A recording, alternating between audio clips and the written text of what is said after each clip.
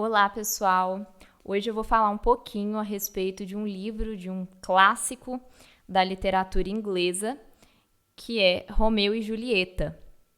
Essa peça que foi escrita por Shakespeare em meados de 1597. A gente não tem certeza absoluta qual que foi o ano em que foi escrita essa peça, porque como Shakespeare viveu numa época muito antiga, muitas coisas que ele escreveu se perderam, algumas coisas foram realmente fazer sucesso muitos anos depois que ele morreu. Então, ele viveu nasceu em 1567, né? Eles acham, né, os estudiosos de Shakespeare, eles cogitam que ele nasceu nessa época, e muita coisa sobre a sua história foi desvendada após a sua morte, né? Muitas peças que ele escreveu, muitos poemas que ele escreveu ficaram conhecidos após a sua morte. E eu decidi ler esse autor por um fato engraçado. Uma amiga minha, algum tempo atrás, me falou que ela estava conversando com uma moça que é feminista, e ela disse que os seus filhos jamais leriam Shakespeare, porque Shakespeare era machista. E eu achei engraçado, porque sabia que o Shakespeare viveu numa época há muito tempo atrás, onde sequer devia existir esse termo, né? Sequer existia esse termo, sequer existiam movimentos como o movimento feminista ou qualquer outra coisa do tipo. E achei engraçado isso, porque inclusive o autor era conhecido por estar adiante na sua época, né? Ele, além de ser um dramaturgo, era também um ator, então era conhecido por ser mais, vamos colocar assim, liberal, né, do que as pessoas que viveram na sua época. Então, me veio a curiosidade de ler sobre esse autor, e eu peguei essa edição aqui, que é uma edição que eu já tinha em casa. É uma edição em inglês. E eu consigo ler muito bem em inglês, mas tive muita dificuldade de ler esse livro. Por quê? Porque Shakespeare tem uma... Primeiro porque a forma de escrever, né, da época, 1597 para hoje, mudou muita coisa. Então é muito difícil você conseguir acompanhar o inglês daquela época, né? Já é complicado, às vezes, a gente ler uma coisa, por exemplo, em português, de uma época muito passada, e em inglês ficou bem mais difícil, pelo menos para mim. Então, depois eu consegui chegar até um meio, mais ou menos, e depois passei a ler pelo português. Mas foi muito legal pegar essa edição aqui, que é uma edição de uma editora que se chama Folger Shakespeare Library, que é uma livraria totalmente especializada em Shakespeare, uma biblioteca totalmente especializada em Shakespeare, que fica em Washington, nos Estados Unidos. Então, ali, os pesquisadores estudam toda a trajetória de Shakespeare, todos os textos, eles têm o maior acervo de Shakespeare. E aqui eles trouxeram várias informações super relevantes, antes mesmo de adentrarem na peça, que não é tão grande assim. Então, eles trazem coisas da história do autor, e isso eu achei bem interessante, pelo menos para mim, porque eu não conhecia muitas coisas da história desse autor. Então, vi que muitas coisas da história de Shakespeare são cogitadas, né? Não se sabe com certeza diante da época que ele viveu, muita coisa se perdeu. Então, existem pessoas que estudam somente Shakespeare. E ele foi considerado o maior autor da língua inglesa. E aqui eles falam muito a respeito do dicionário de Shakespeare. E aí eu nunca tinha ouvido falar disso. Inclusive, antes de cada ato, eles colocam traduções desse dicionário de Shakespeare. Porque Shakespeare criou várias palavras e expressões na língua inglesa, e são expressões que traduzidas nós usamos também, né? Como, por exemplo, pelo amor de Deus, quebrar o gelo, coração de ouro, entre várias outras. Então, se vocês pesquisarem aí dicionário de Shakespeare, expressões criadas por Shakespeare, vocês vão ver a importância desse autor. Palavras como assassinato, elegância, vomitar, arqui-inimigo, isso tudo foram palavras criadas por esse autor. Então, ele tem realmente uma tremenda importância no desenvolvimento da língua inglesa, e de tabela aí no desenvolvimento de diversas outras línguas, porque a gente usa, né, diversas expressões desse autor. Mas existem outras palavras e outras expressões que ele criou que não pegaram, vamos dizer assim. Então, eles colocam aqui nessa edição, que é uma edição totalmente original, eles vão colocar aqui o dicionário de Shakespeare, né, para traduzir algumas expressões. E agora eu vou falar um pouquinho a respeito da peça em si. E aí poderia falar que eu vou dar spoiler, mas eu acredito que todo mundo já sabe o final do Romeu e Julieta, né? Porque ele é muito, como é uma peça, né? Na verdade é uma peça muito famosa. Acho que a maioria das pessoas já sabe o final, né? A tragédia de Romeu e Julieta. E até me veio à mente aqui, tem um vídeo do Luiz Pondé, em que ele fala que é impossível dar spoiler de um clássico, que quem não sabe o final do clássico é que está errado. Então, vou aqui dar o spoiler.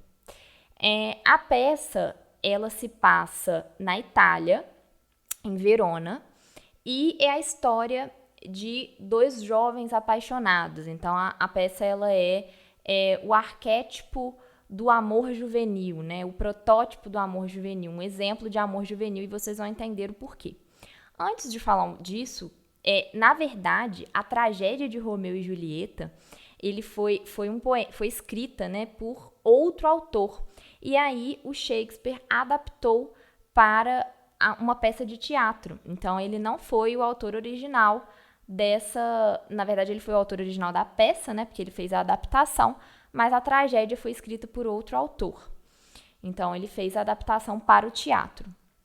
E aqui a gente vai ter dois jovens apaixonados que são pertencentes a famílias rivais em Verona, na Itália. E aí vai uma consideração curiosa a respeito de Shakespeare, que para fazer críticas a respeito, né, ele era da Inglaterra, e para fazer críticas a respeito do país que ele vivia, geralmente ele ambientava as suas peças e os seus poemas em outro país. E aí, assim, ele fazia uma crítica ao seu próprio país.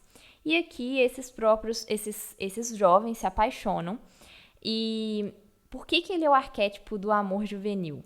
A peça em si, ela se passa em menos de uma semana. Então, vocês veem que em menos de uma semana, o Romeu e Julieta se apaixonam e, inclusive, estão dispostos a morrer por causa desse amor, o que eles acabam fazendo, né, no final da peça. E aí começa aqui a peça com o Romeu chorando pelo amor de outra mulher. Então ele estava apaixonado por outra mulher e aí os primos dele tentam animar ele e chamar ele para uma festa na casa dos Capuleto. A Julieta era pertencente a essa família e o Romeu era pertencente à família dos Montecos. E aí ele vai até a casa da Julieta, nessa festa, nesse baile, e lá ele conhece Julieta e se apaixona por Julieta, sendo que ele estava apaixonado por outra pessoa, né, no começo da peça.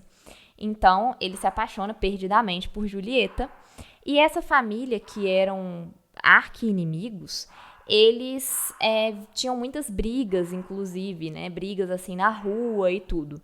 E aí tem um determinado momento em que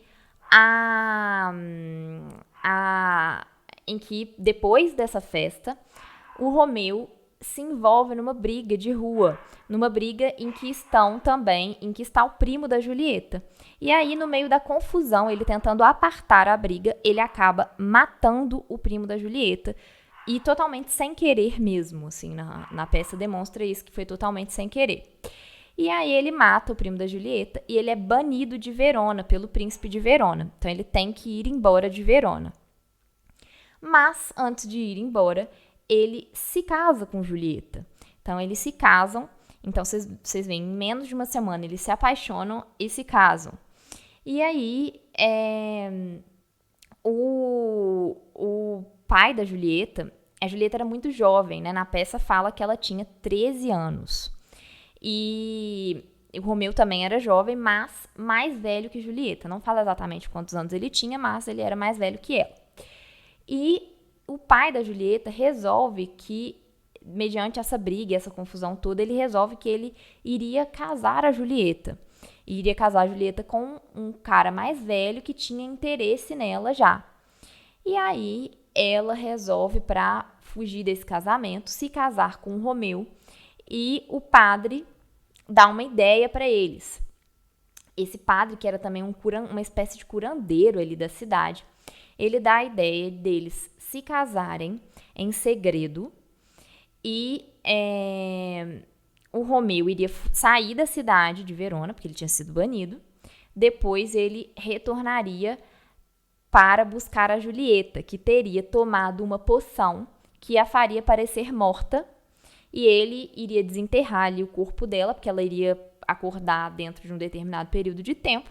Ele ia desenterrar o corpo dela e os dois fugiriam juntos. Mas ele manda uma pessoa para poder avisar Romeu de que esse era o plano, que eles iriam fazer isso.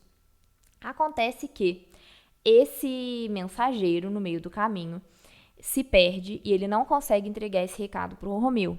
Então chega aos ouvidos de Romeu de que Julieta teria morrido. E aí, Romeu, ele resolve se matar também. Então ele vai, compra um veneno, vai até o túmulo da Julieta, toma o veneno e a Julieta desperta e vê Romeu morto. Então ela pega a adaga do Romeu e se mata com a adaga do Romeu. E aí o final da peça, dessa tragédia, é a família deles chegando, né, ali até o túmulo e vendo quais foram as consequências, né, dessa briga da família. Então, os dois jovens ali mortos, e demonstra que os pais já eram mais velhos, não teriam condições de terem outros filhos, e Romeu e Julieta eram filhos únicos. Então, essa é a história de Romeu e Julieta. Eu gostei muito de ler, gostei dessa experiência de ler, apesar de eu já saber o final, né? Eu acho que todo mundo já sabe o final de Romeu e Julieta, mas valeu a pena por ser um clássico e também não tinha conhecimento a respeito dessas questões do Shakespeare, dele ter essa importância no desenvolvimento da língua inglesa. Não sabia que ele tinha criado várias palavras, enfim. Achei muito bacana. Fica a recomendação para vocês.